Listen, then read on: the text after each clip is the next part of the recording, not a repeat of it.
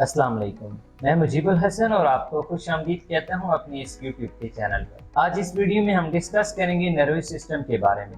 Nervous system जो कि हमारी बॉडी का एक कमांड सेंटर आ जाता है। हमारे जिस्म के अंदर जितनी भी डेवलपमेंट्स हो रही होती हैं, जितनी भी सिस्टमेटिक चेंजिंग्स हो रही होती हैं, उन तमाम के ऊपर जो कंट्रोल होता है या उन तमाम तक जो आर्डर पहुंचाने वाला काम होता है वो नर्वस सिस्टम का ही होता है। आज की इस वीडियो में हम नर्वस सिस्टम का ओवरव्यू, इसके फंक्शंस, इसकी टाइप्स, कौन सी कंडीशंस और कौन से डिसऑर्डर के अंदर नर्वस सिस्टम काफ़ी ज़्यादा वीक हो जाता है या फिर ब्रेक डाउन हो जाता है, तो उस हवाले से डिटेल से डिस्कस करेंगे। नर्वस सिस्टम एक गाइडर की तरह रोल प्ले करता है। जिस तरह एक टीचर अपने स्टूडेंट को ज़िंदगी के जितने भी उतार चढ़ाव होते हैं उनके बारे में उसे सिखाता है कि किस जगह पर उसने कौन सी कंडीशन को अप्लाई करते हुए अपने आप को सर्वाइव करना है, सेम इसी तरह नर्वस सिस्टम भी हमारे जिस्म के अंदर जितने भी उतार चढ़ाव होते हैं, कौन सी कंडीशन के अंदर इस बॉडी को किस तरह सर्वाइव कराना है, ये तमाम तर जो गाइडलाइन होती है वो नर्वस सिस्टम के थ्रू ही मिलती है। अब नर्वस सिस्टम के थ्रू किस तरह गाइडलाइन मिलती है, जैसा कि हम क्या चीज़ खा रहे हैं, इसका जायका कैसे है, किस तरह ब्रेन तक ये चीज़ पहुंचेगी और क्या हमें मज़ीद इसको खाना चाहिए, ये हमारे लिए फ़ायदेमंद है कि नहीं है, ये तमाम तर जो इन्फॉर्मेशन होती है ब्रेन के अंदर स्टोर है। लेकिन इस इंफॉर्मेशन को किस जगह पर इस्तेमाल करना है, ये तमाम तर जो काम होगा नर्वस सिस्टम के ही ज़रिए तकमील तक पहुँचेगा। अब हम जो भी चीज़ खाते हैं, पीते हैं या कहीं पे भी हमने जाना होता है तो हमने रास्ते के बारे में इंफॉर्मेशन रखी होती है या हर चीज़ का एक नाम हमें पता होता है, ये फ़लानी चीज़ है, ये फ़लानी चीज़ है। ये तमाम तर जो स्टोरेज होती है ये हमारे ब्रेन के अंदर होती है। ये जितनी भी मेमोरी है ये ब्रेन के अंदर स्टोर हो रही है। तो इसको अपने टाइम के ऊपर इस्तेमाल करना ब्रेन का काम है। ब्रेन इस्तेमाल किस तरह कराएगा, नर्वस सिस्टम के थ्रू ही इस्तेमाल कराएगा। नर्वस सिस्टम का असर हमारी बॉडी के तमाम हिस्सों के ऊपर होता है। जैसा कि हम सांस ले रहे होते हैं एक पैटर्न के थ्रू, हमारी हार्ट बीट एक पैटर्न के थ्रू जारी होती है, लेकिन इसके अंदर किस टाइम चेंजिंग लेके आनी है, किस तरह इसको चेंज करना है, एक पैटर्न को बदलना है, ये तमाम तर काम जो होगा नर्वस सिस्टम के पास होगा। इसके अलावा हमने कब सोना है, कितनी देर नींद पूरी करनी है या कब हमें नींद की ज़रूरत होगी, हमें नींद पे गलबा आना शुरू हो जाएगा, ये भी नर्वस सिस्टम के पास ही काम होता है सारा। इसके अलावा हमने क्या चीज़ खानी है, किस वक्त हमें किस चीज़ की तलब हो रही है, किस वक्त हमें प्यास की तलब हो रही है, हमें फील कैसे होगा कि प्यास हमें महसूस हो रही है, या हमारी बॉडी के जो ऑर्गन्स हैं इनको कब पानी की ज़रूरत होगी, किस वक्त हमारे जिस्म के अंदर पानी की कमी वाक़या हो जाएगी, ये तमाम तर चीज़ें भी नर्वस सिस्टम ही कंट्रोल कर रहा होता है। या इसके अलावा स्ट्रेसफुल सिचुएशन में बॉडी ने किस तरह खुद को सर्वाइव कराना है, या जब भी कोई चीज़ खाई पी जाएगी तो उसको डाइजेस्ट बॉडी ने किस तरह करना है, ये तमाम तर जो काम है इन तमाम तर काम को नर्वस सिस्टम ही सर अंजाम देता है। इसके बाद नर्वस सिस्टम की टाइप्स के बारे में बात करते हैं, फिर इसके फंक्शंस के बारे में। टाइप्स के बारे में जब आपको समझ आ जाएगी फिर आपको इसके फंक्शंस का भी समझ आ जाएगा। इसकी दो टाइप्स आ जाती हैं, CNS और PNS। CNS central nervous system और PNS पेरिफेरल नर्वस सिस्टम। साथ आपको पिक्चर शो हो रही होगी दोनों की, CNS की भी और PNS की भी। CNS में ब्रेन और स्पाइनल कार्ड, यही दोनों ऑर्गन्स या यही दोनों चीज़ें आ जाती हैं। सेकंड जो PNS है, जिस तरह दरख्त की जो तने से आगे शाखें निकल रही होती हैं, इसी तरह तमाम जिस्म के अंदर PNS का एक जाल बिछा हुआ है। ये जाल इस तरह बिछा हुआ है कि ये ब्रेन से स्पाइनल कार्ड से आगे सिग्नल लेकर भी जाता है और वापस फिर ब्रेन तक इंफॉर्मेशन लेकर भी आता है। अब यहाँ तक आपको इनकी चीज़ समझ आ गई होगी। आप इसके फंक्शंस की तरफ आते हैं, फिर दोबारा टाइप्स में मज़ीद डिटेल में जाएंगे। अब फंक्शन इस तरह होता है कि जो CNS है जिसमें ब्रेन और स्पाइनल कार्ड है, ब्रेन के अंदर जिस तरह मैंने आपको बताया था कि तमाम तर जो मेमोरी होती है वो स्टोर हुई हुई होती है, या एक बॉडी को मैनेज करने का जो निज़ाम होता है वो ब्रेन का ही होता है। फिर उसके बाद स्पाइनल कार्ड के थ्रू आगे से वो इंफॉर्मेशन जो होती है वो फैल रही होती है। अब ब्रेन और स्पाइनल कार्ड इन दोनों में से छोटी छोटी जो शाखें होंगी वो निकल रही होंगी। कुछ शाखें हमारे मुंह तक आकर रुक जाती हैं, कुछ हमारे बॉडी के ऑल अराउंड फैली हुई होती हैं। जब बॉडी के किसी भी हिस्से में हमें कांटा चुभता है तो हमें एक पेन फील होता है।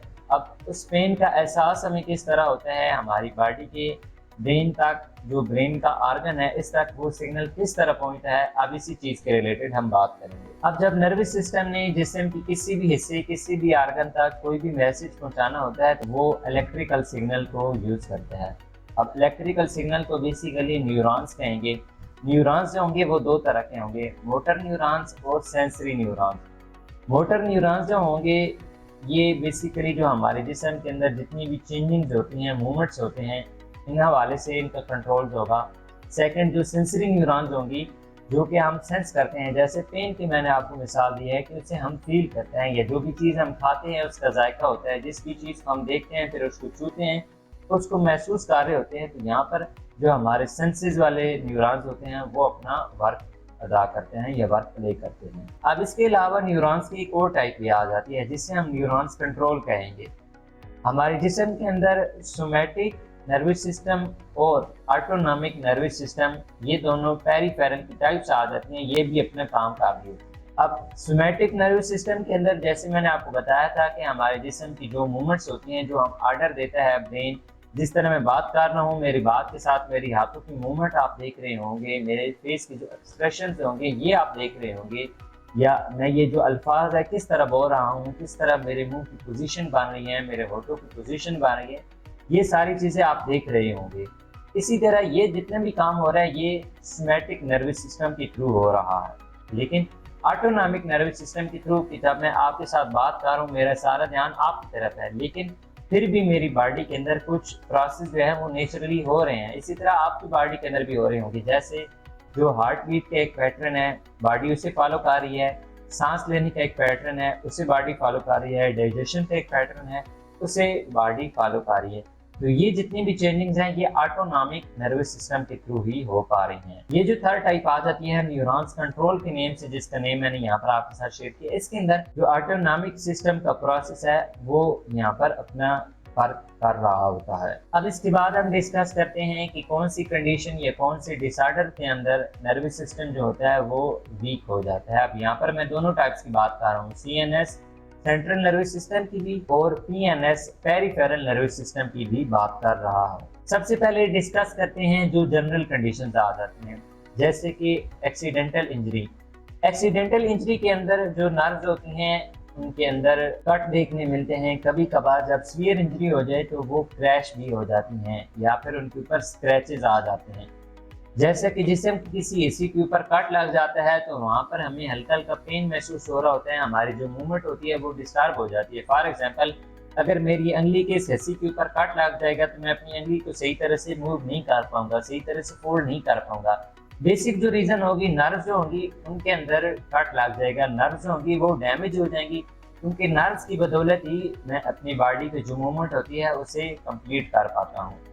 अब एक्सीडेंटल इंजरी के बाद नेक्स्ट जो कंडीशन आ जाती है जिसके अंदर स्ट्रोक्स वगैरह, जैसे कि ब्रेन हेमरेज की कंडीशन के अंदर जब ब्लड वेसल ब्लॉक होके फिर बर्स्ट कर जाती है, उस कंडीशन में भी जो नर्व्स होती हैं वो काफ़ी ज़्यादा वीक हो जाती हैं या फिर डैमेज हो जाती हैं। इसके बाद थर्ड जो कंडीशन आ जाती है जिसमें टॉक्सीमिया, टॉक्सिक लेवल जो होता है वो जिस्म के अंदर ऑल ओवर फैल जाता है, हर जगह पर वो जो जहरीला मादा होता है सरायत कर जाता है, जिस वजह से नर्व्स जो होती हैं वो डैमेज हो जाती है।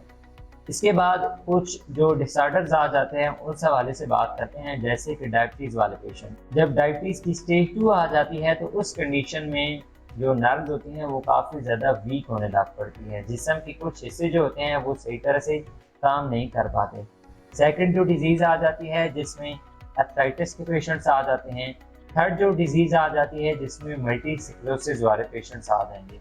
अब मल्टी स्क्लेरोसिस वाले जो पेशेंट्स होंगे उनकी जो नर्व्स होगी मुख्तलिफ बॉडी के हिस्सों की वो डैमेज हो जाती हैं, जिस वजह से उनकी जो मूवमेंट होती है बॉडी के हिस्सों की जहाँ पर नर्व डैमेज हुई होती हैं वो मूवमेंट काफ़ी ज़्यादा मुतासर हो जाती है। इसके बाद एक और डिजीज़ आ जाती है लूपस। ये भी ऑटो इम्यून डिजीज़ है जिसके अंदर बॉडी के मुख्तलिफ ऑर्गन्स होते हैं वो अपना काम करना छोड़ देते हैं। जब वो ऑर्गन्स काम करना छोड़ देते हैं तो उस वजह से उनके टिश्यू भी डैमेज हो जाते हैं। टिश्यू डैमेज होने की वजह से नर्व्स के अंदर भी काफ़ी ज़्यादा वीकनेस देखने मिलती है और आहिस्ता आहिस्ता नर्व्स भी डैमेज हो जाती है। अब ये जितनी भी डिजीजेज, ये जितनी भी कंडीशंस मैंने शेयर की हैं, इनके अंदर नर्व्स जो होती हैं या फिर वो वीक हो जाती हैं स्लो और स्लो होने के बाद वो डैमेज हो जाती हैं।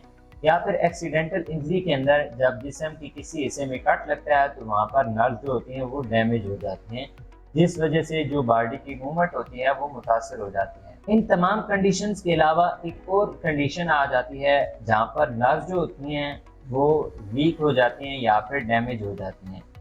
अब जब बॉडी के किसी हिस्से में ट्यूमर निकलता है, ट्यूमर स्टार्ट हो जाता है, तो जिस जगह पर ट्यूमर होगा उसके आसपास वाली जो नर्व्स होंगी उनके ऊपर हल्का हल्का दबाव पड़ने लग पड़ता है।